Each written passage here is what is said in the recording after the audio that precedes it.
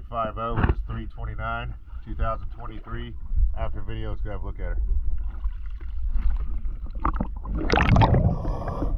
her.